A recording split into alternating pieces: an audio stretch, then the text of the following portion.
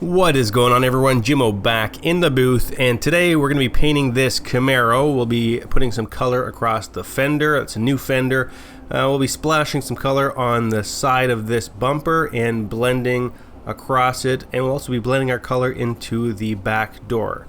So of course we have a new fender on there. The first thing we're going to need to do is apply a coat of sealer. So that's going to give that E-coat there. The black E-coat is what comes on these new panels from when they ship out from the factory, and that primer just isn't thick enough for proper foundation for paint. So we're going to put an actual primer on there. It's a two-part primer. We'll mix it up, and some people call them a non-sanding primer, or you can call them a sealer.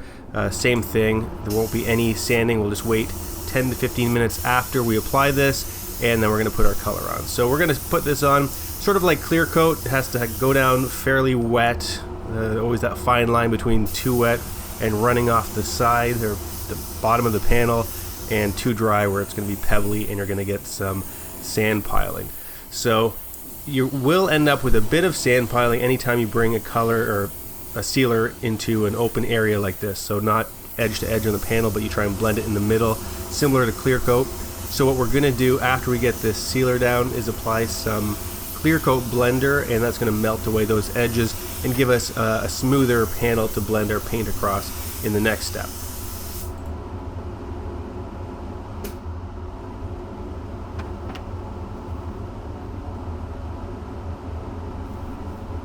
So I am using an aerosol here. You can use this stuff out of a gun by spraying it, or an aerosol, whatever your preference is. You'll have to take it I guess about 6 to 8 inches beyond your overspray, depending on your spraying technique and your gun. I like to angle my gun kind of downwards on these type of applications so that it kind of naturally blends out using the top of the fan pattern. So again, we're going to do the same thing on the bumper here.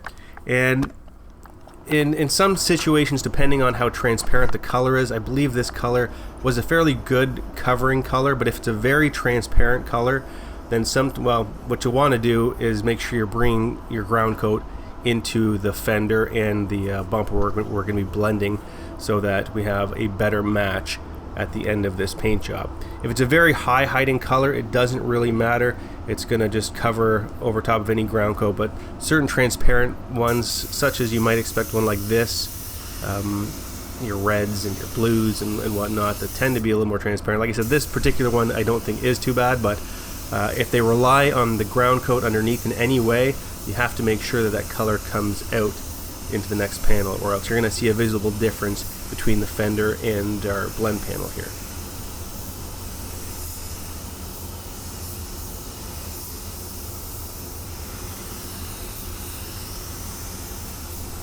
We are using the Segola 4600 here, and as you can see, we are bringing our base coat to cover all of our sealer and then extend it a little bit beyond.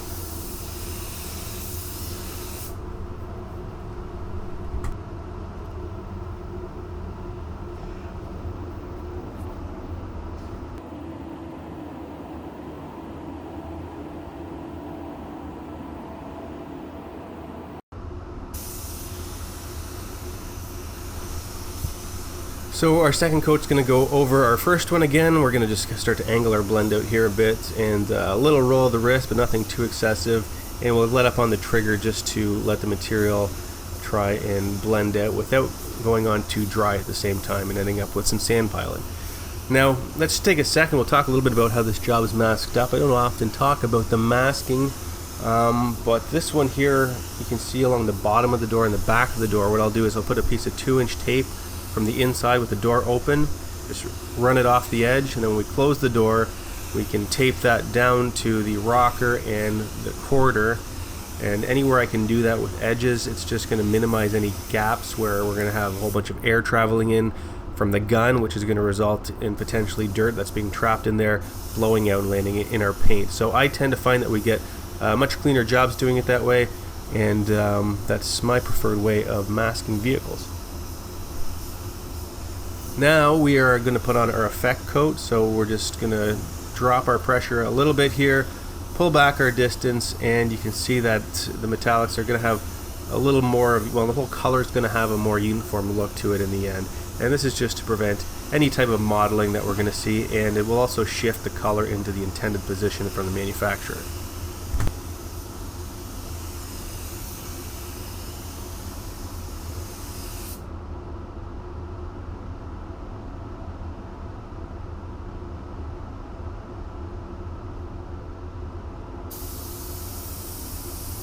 And so this is one of those desperate situations when I don't have a sun gun or an LED that's going to help me check coverage. So I've resorted to using the iPhone to try and see if I can see anything through there. I know it's definitely not the best source of light to check coverage, but when that's all you have, I guess that's what you got to roll with. But sometimes if you don't have coverage, you roll that thing outside and you can see right through it, and that would not be good. But we're good in this case anyway. We've got the clear going down, and we're going to use this gun the entire length of this job. So it's the same gun across. We're going to use various materials. We use sealer base, and now we're putting the clear on with it. Again, it's a Cola 4600. You'll hear differing opinions likely on what gun, like having dedicated base guns and clear guns. I've heard of people having dedicated solid and metallic and white and black and a gun for everything, and believe me, I've got plenty of guns. I just think I wanted to demonstrate that as long as you clean the gun out properly, you can use the same gun over and over for different materials, and it's not going to make any difference. Now, this may run slightly contrary to some of the things I've said on spray guns, because you'll see a lot of time I use a dedicated base and clear gun. So let me just say that, well, you can use one gun for everything.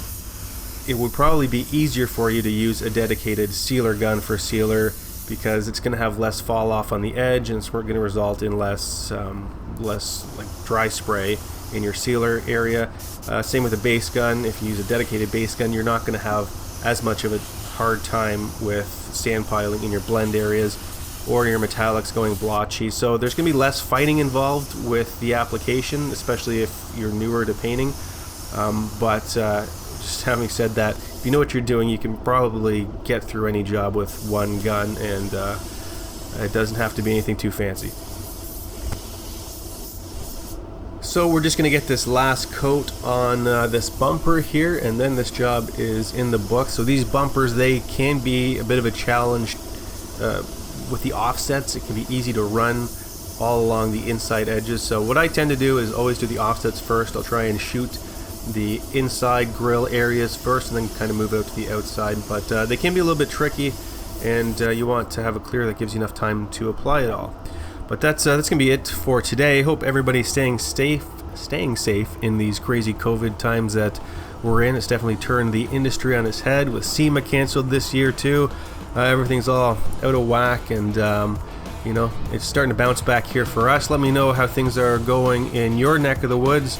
Anyway, I'll be here and making some sweet vids for you in the future, so don't forget to like and subscribe, and we will see you next time.